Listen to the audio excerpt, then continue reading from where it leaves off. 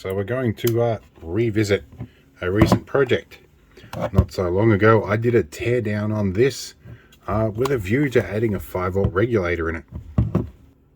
But to my frustration, I realized that that wasn't going to fit. There wasn't a lot of real estate. Since then I've done a little bit of thinking, and I decided I can fit a DC socket on the side and feed 18 volts out of this, with a fuse of course. And I have, somewhere hanging about here, I'll find it in a minute, a little DC to DC converter, a little buck boost converter with a dial and a screen on it. I reckon if I put that in a little project box with a couple of banana plugs on it, I can have myself a portable lab supply that runs off these 1+ 18 volt batteries, which I have a bunch of kicking around. So I think that might be handy, and it'll also give me an ability to say dial up 12 volts, and or I can dial 5 volts off that and put a USB socket on the end. I can still charge my phone or my gear with it. And this is a relatively useful thing to carry around if I go, say, out bush or something like that, and I want to have a portable lab supply, or if something goes wrong and I need to backfeed a bit of voltage into something. Anyway, let's get on with this. Alright, so earlier today I went and replenished my stocks a little bit, and I've got one of these 5.5 2.1mm DC sockets. Right, we have all our screws in or out. Pickle them up with a magnet, and we'll pop this side open. There is one screw hiding in here, which we'll pull out about now, or we can stay in the housing, that's fine. Alright, and we're in like Flynn, as Dave from EEV blog says. And we're in like Flynn. Now, these are pretty simplistic, there's not much to them. It's literally a switch and a set of contacts. I, in the last video, resoldered these because these were being done with lead-free solder, I think, and were loose. Anyway, that's pretty handy. I will probably bypass that, and I don't know if I'm going to go from one side of the switch here or from the other. I might actually just go off the sides of that switch contact.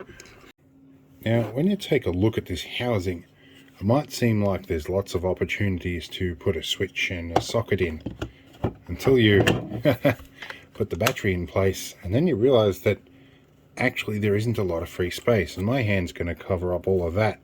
So that reduces your real estate even more. And there's not really room in this angled piece to put a socket in here.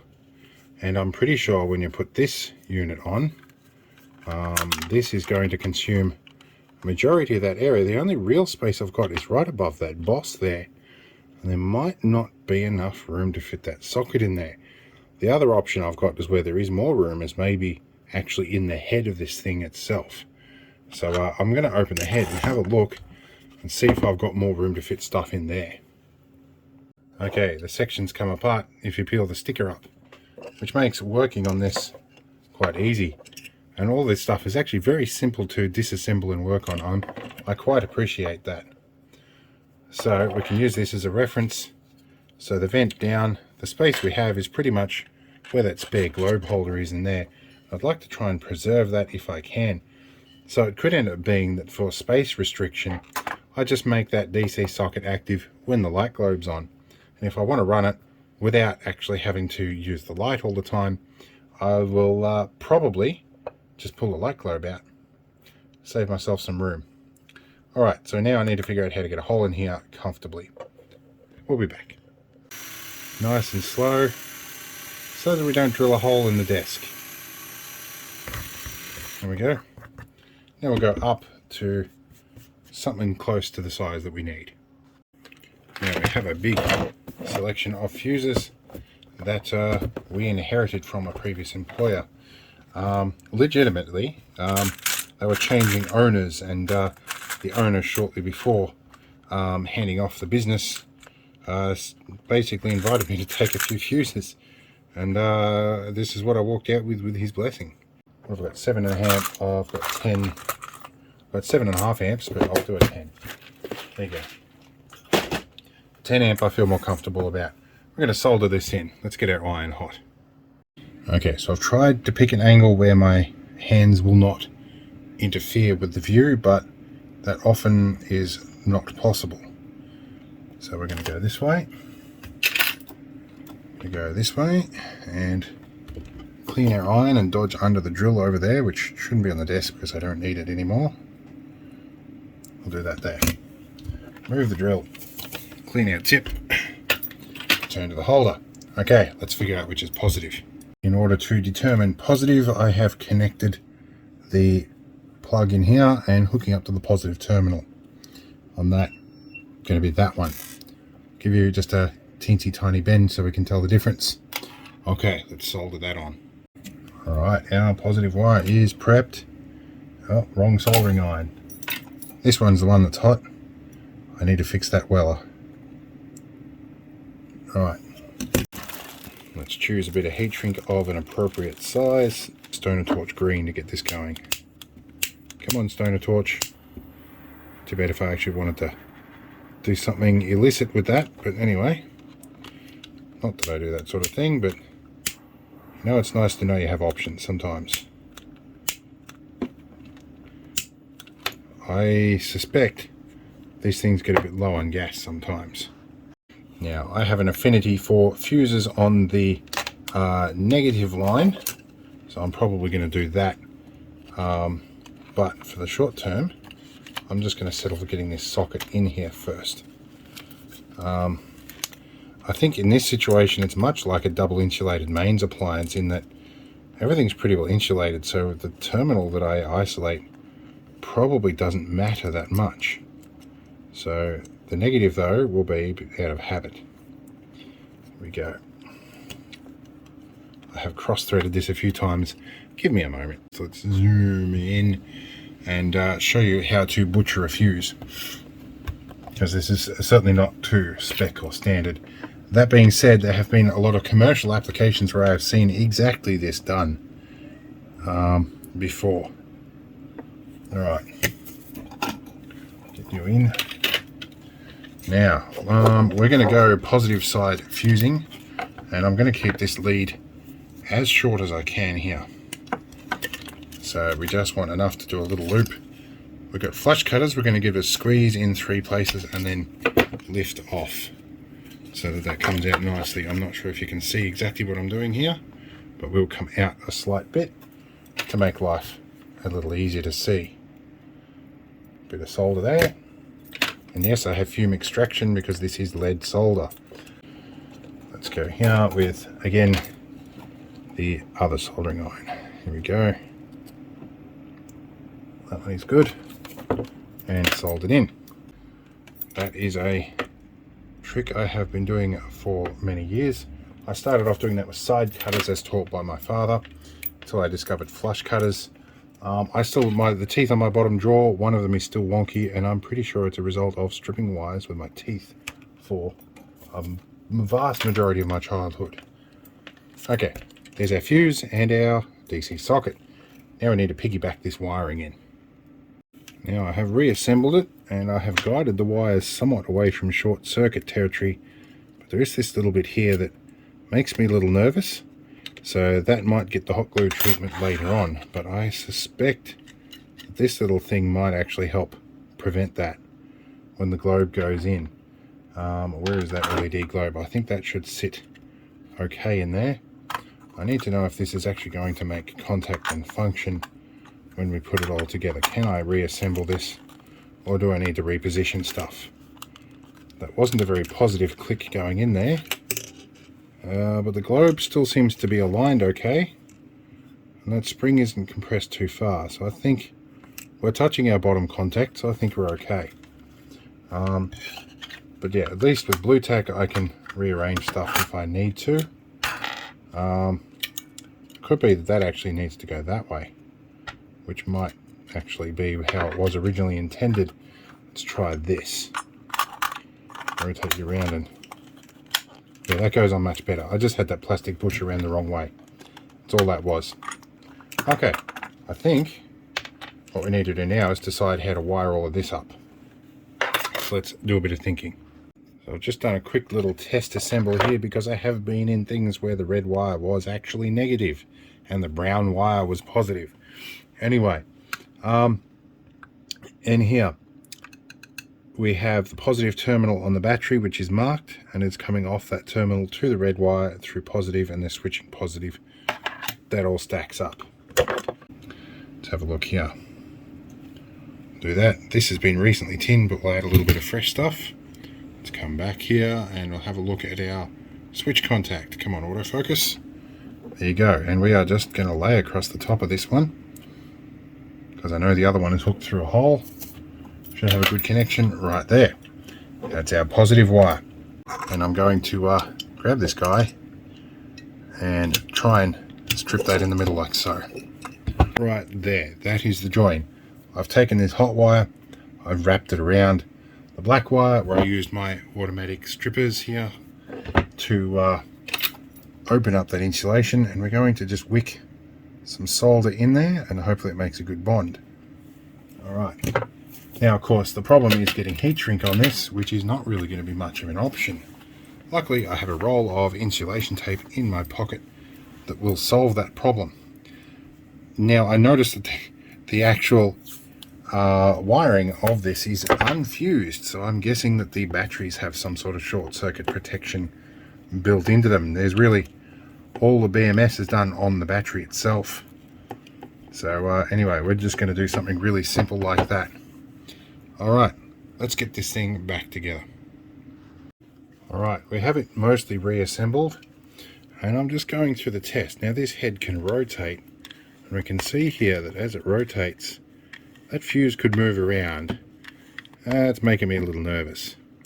I think we're going to ditch the blue tack and we're going to put a bit of hot glue, fix it down and try and maybe insulate those a bit, and I might keep it a little bit more low profile. So we'll get that sorted and then we'll test it, because I think short circuit potential is pretty high here. Now one of the advantages of a rotating head here is I can rotate the head while I work on it. I gave Mr. Stoner Torch Green here a bit of a gas refill, and it's working much better. Put a bit of hot glue in here and we will stick this fuse down, hopefully without burning my fingers. And we want it in a nice short circuit resistant place. Okay, so things have mostly cooled off here, and we can see I'm much happier with that cable constraint now. Cool. We can probably reassemble sometime soon. That glue is still a tiny bit tacky, but we want to make sure that the actual torch component still functions, because there is always a potential when you do something like this to screw everything up. Let's use my small battery, which is typically what I use this for. We still have light. That's a good sign. Let's get a meter and a plug and see if we have DC out. Now I'm not sure if you guys can see that, so we might lay it up that way. So we'll test with our switch off in case something catastrophic has happened and we don't have voltage. Little bit of residual current in there. Not sure what that's from, but maybe a detection circuit. Let's see now. Well, we've gone over limit, so 200 volt range. Try not to short this out. We don't want to blow that fuse. So we're at 20 volts. Okay, so that answers another question. The 5 volt regulator I had planned to use to run USB charging off this is probably going to get over voltaged by this. It is running right on its capacity of 20 volts. But that little buck boost converter, I might be able to fit to it. So let's go see if we can make that work. Okay, so this is a little portable buck boost converter. I bought a couple of these a little while ago and gave one to my old man. And so this time I'm going to use this one. I'll find a fancy project box for this at some point, and I will install some banana plug terminals, and I can use these two pin banana plugs to connect pretty much anything I want, and I'll put one of these DC sockets on the back. But for now I'm just going to wire one straight up to it and to see if this will work and see what the output is. Alright, we have our buck boost converter plugged into our meter here. I'm going to go into 20 volt mode on the meter and position that somewhere where you can see it, and we're going to fire up our buck boost converter as well, hopefully in a position where you can see that. Let's give it some power and hope we've got everything right. Okay, our light's on. Our output is 24 volts. Let's go up one range. It is saying 24 volts. Let's go set our output voltage and dial a voltage up. 0 volts. Oh, so we have an on and an off setting, so let's go down. Well, that'd be nice. I could run 24 volts. This is good for a few amps, I think. I'm not sure. That's wattage. That's amp hour. This does a whole bunch of things. What's our UI setting? We can change the digit that we want to change. So that is switch digits. I haven't quite learnt how to change this yet. Does it long press? I need to learn how to do this. But I can dial that digit now, which certainly makes it a bit quicker to dial things up and down. So let's come back down to 12 volts is probably where we're going to want to go. So I've been able to boost it up to 24, which is nice. I'm going to come down to about 12 volts. That'll be nice, and it looks like the meter is keeping up with that. And we can turn this bit on and off. Okay, so once we've gone into that, then we can change our digit one at a time here. So if I go again, I should be able to change digits. Can I go 28 volts? That's nice.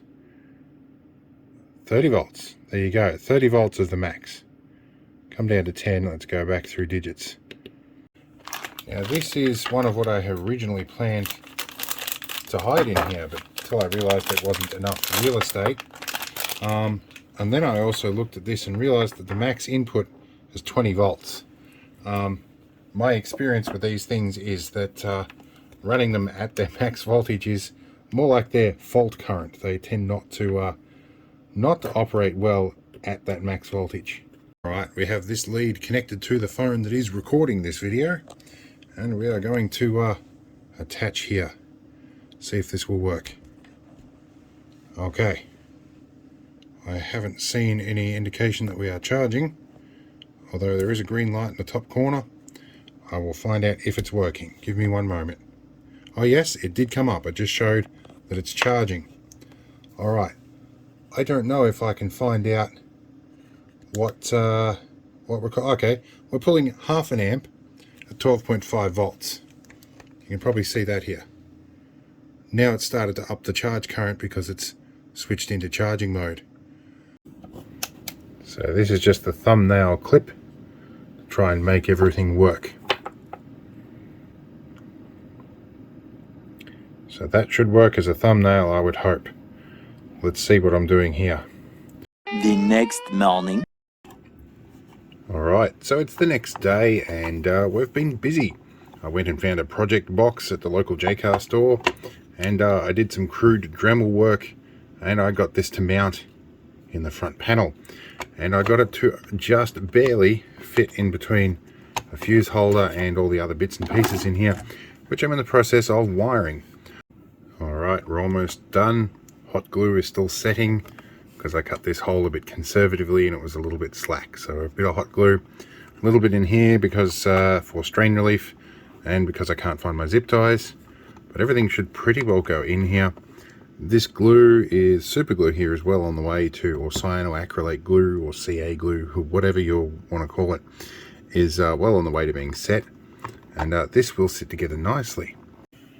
Okay, so we're all assembled and it's test time. This is our finished product. And I haven't rewired the torch yet, so we're going to turn it on. And that gives us an indication that things are on. We have voltage available and we can turn that on and off from here. I'm going to plug in my little test meter, which also fits into these two units. We can turn that on and we should see some voltage come up. If indeed I have it the correct way around, which I believe I do, but that isn't working for some reason. We don't have voltage out. That is interesting. I'm going to have to find out what's going on there. So just after I stopped recording this, I realized something really fundamental. I haven't put a fuse in it yet. Let me go find a fuse. Now, what I could find handy was a 3 amp fuse, even though this has the capability of 4 amps. But that doesn't matter. 3 amps will be enough for most things that we want to do with this. Let's plug in our meter and see if we have voltage out now. We do. We've got 12.7. Well, that's interesting. I'm not sure how well this is calibrated, but let's dial our voltage around a bit. And our voltage is coming up as we wind this up. Now, I think the UI can be changed to change at different increments. We can come up. This will be nice. So, our lab supply is working very well. Wonder if I can power something practically from this. Now, one of the advantages of having the banana plug set up on here is I can use all my test sets, all my test plugs and gear, which are actually going to end up going the wrong way in here. That's frustrating, but that doesn't matter for what I'm doing at the moment. I will plug it in backwards. We're going to test on this little DC reduction drive motor here, because I can put a little flag on it and it will move and it will be visible. Okay, let's turn our torch on, and we can see this is turning around nicely, and we should be able to adjust the voltage a bit, which should affect its speed. Let's go up and down a bit. We can hear it moving. That's going to be a nice little portable lab supply. And we can see how much current it's pulling, I think, when we turn this off. If I load this up, let's put this in view, and I'll zoom in a little bit and I'll add a little bit of load to the motor. We'll see the current come up a bit. Alright, although these are low RPM ones, these are 14 RPM. These have got lots and lots of torque in them. But still, it's going to work very well. I'm happy. Alright, we're going to run this through a real world test, and this was filmed out of order, so if it seems a bit out of context, that's why. So this scenario here is basically if I'm in the field and the AA batteries on my scanner have gone flat, I don't have any spare with me, or I don't want to use disposables, I can plug into my ryobi lamp here, and I can feed 5 volts in off this buck boost converter from the 20 volts that's coming out of that 18 volt battery at the moment, hook up to Wi-Fi, and I can get in here and tell the scanner to scan stuff. And I'm running off my ryobi flashlight. So things are working and it's not pulling too much current. So we're very happy, and things are going to work. So let's recap. Anyway, I'm happy with this project. It's going to work well. And this little 5.5 2.1mm plug is a common size. I can make a female to female adapter and run this off other power supplies if I need to in the future. Or I can make an adapter and plug this into my test set on my desk as well. So either way, it works as a handy little unit. But it's lightweight, it's portable, and it's going to give me a variety of options in the field, which will be handy because stuff breaks down sometimes and I need to fix things or replace a power supply, whatnot. Either way, universal portable lab supply, I'm happy with it. I may put a little sticker, I've got some impression labels somewhere, I might stick one of them on here and give it an authentic look and further accentuate the fact that this meter is not strictly straight in here, but I think we can live with that. Anyway, I hope it was an interesting video, and we'll see you again in the next one, and hopefully it will be a more adventurous one. I have a location I'm planning to film in the next few days, so we'll try that. Anyway, see you later. Hope you had fun.